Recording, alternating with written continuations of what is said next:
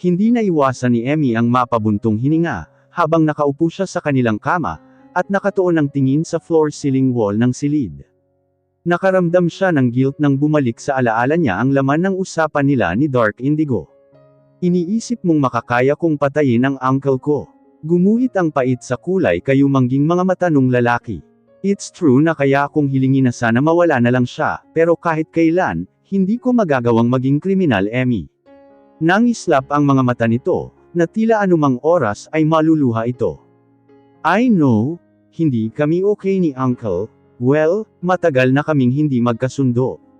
Ayos lang naman sa akin na pagbintangan ako ng iba, expected ko na iyon. Ngunit ikaw, para akong sinaksak ng ilang ulit sa puso, Emmy. Puno ng hinanakit ang tinig nito. Hindi naman naiwasan ni Emmy ang makonsensya sa tinura nito. Umawang ang labi niya upang magsalita sana, ngunit bago pa siya makaimik ay muling naglitanya si Dark Indigo. Sobrang sakit na pagdudahan ako ng babaeng mahal na mahal ko. Indigo, mahinang asal ni Emmy.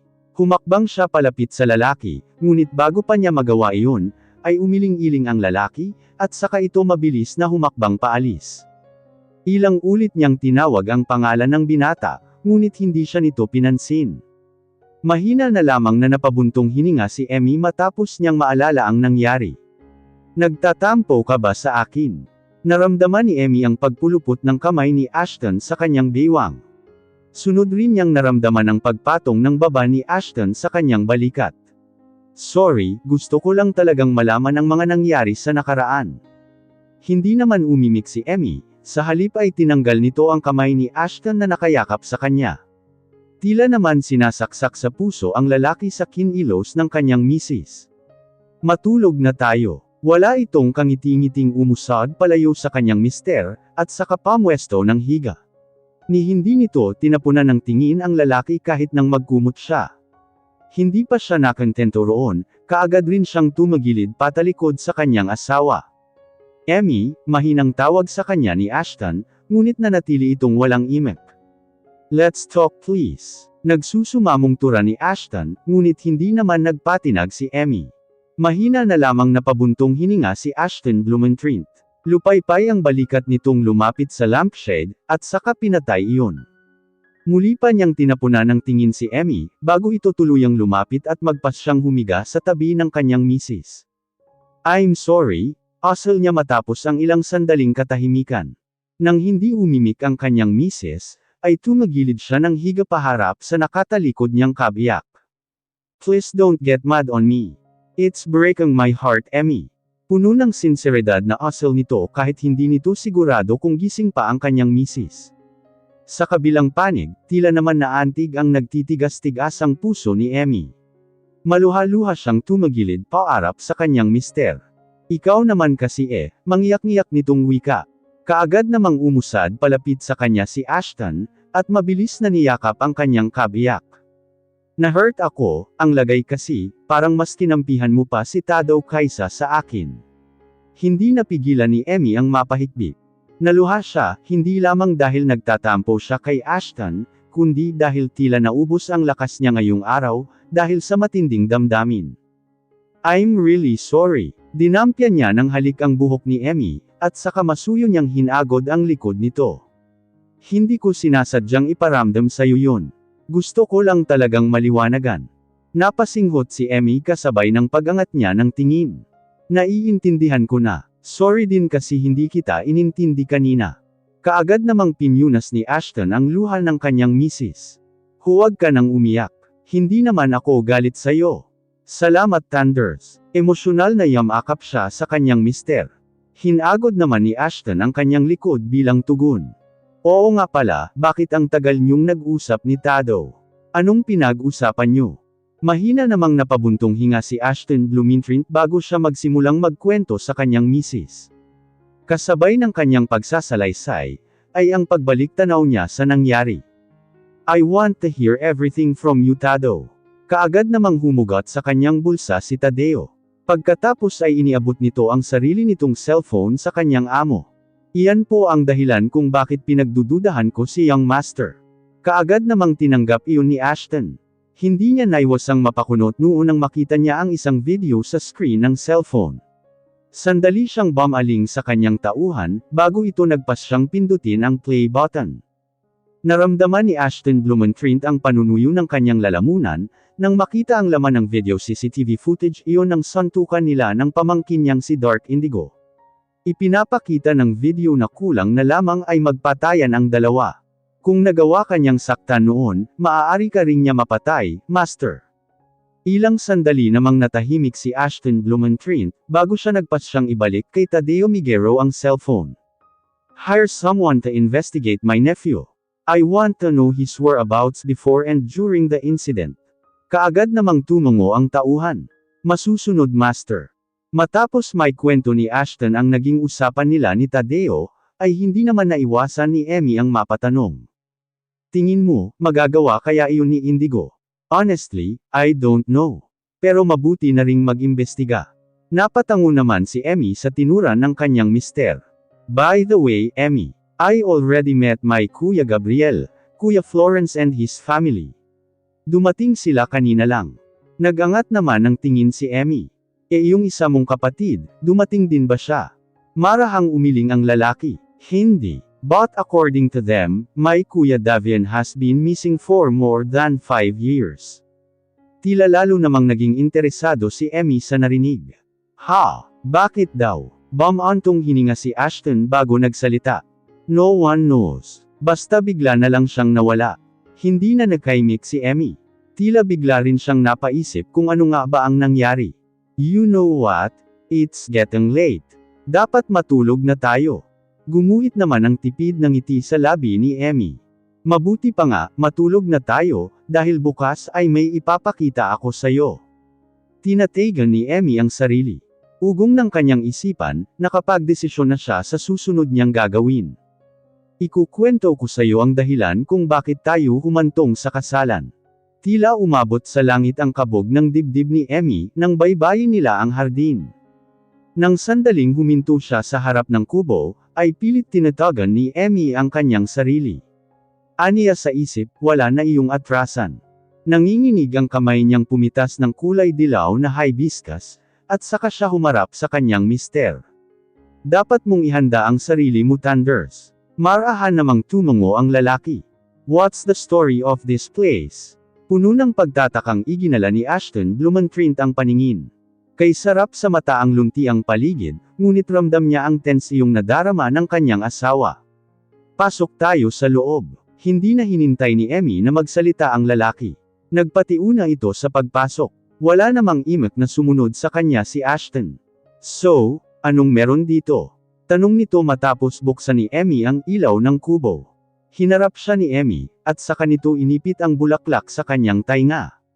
Ashton. Panimula ni Emmy na siyang nagpakabog sa puso ng lalaki.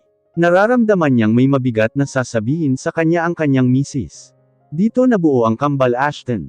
Napakurap naman si Ashton. Tila wala siya sa sariling iginala ang kanyang paningin. Ngunit unti-unti siyang nawala ng kulay sa sunod na tinura ng kanyang kabiyak. You abuse me. Napaawang ang kanyang labing napabaling sa babae. You abuse me. Tila umugang iyon ng paulit sa isipan ni Ashton Blumentritt. Tila nabingi siya sa tinig na parang paulit-ulit na nag-iiko sa kanyang pandinig. Automatiko niyang nasapo ang kanyang magkabilang tainga. Tanong niya sa sarili, totoo nga bang inabuso niya ang kanyang asawa? At ang katanungang iyon ay tila nasagot ng Ram-agasa sa isip niya ang isang alaala.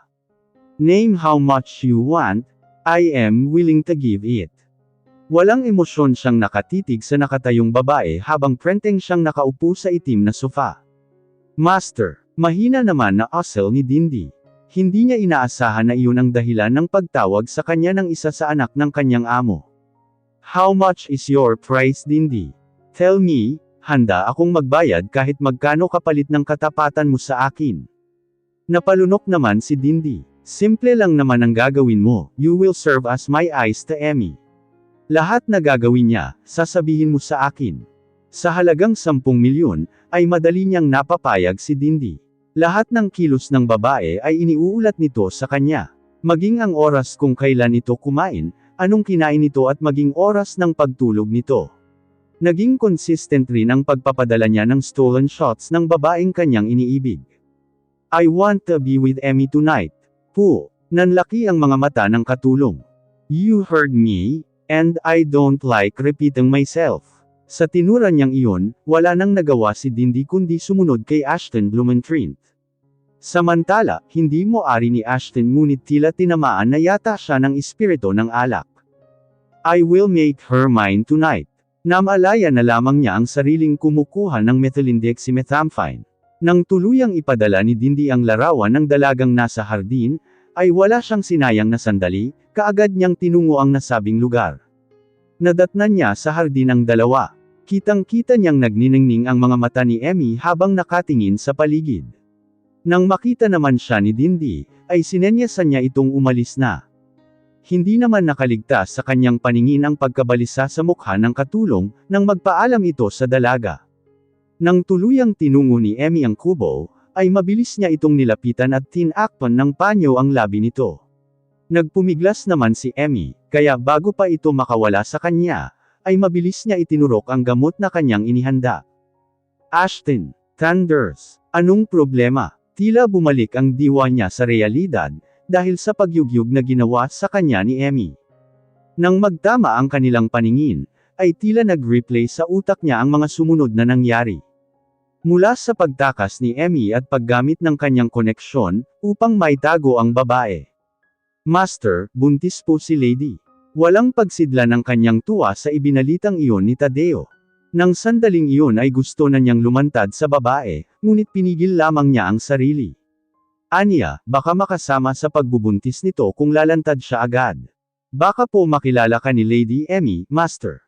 Bahala na Tadeo. I want to monitor her check-up. Nangyari nga ang gusto niya. Sa ngalan ng pera at koneksyon, madali lamang niyang napapayag ang doktor sa gusto niyang mangyari.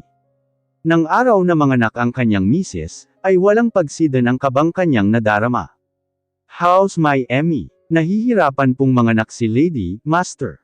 I will go inside. Wala siyang sinayang na sandali. Pagpasok niya sa loob ng delivery room, ay mabilis siyang lumapit kay Emmy. Kaagad rin siyang humawak sa kamay nito.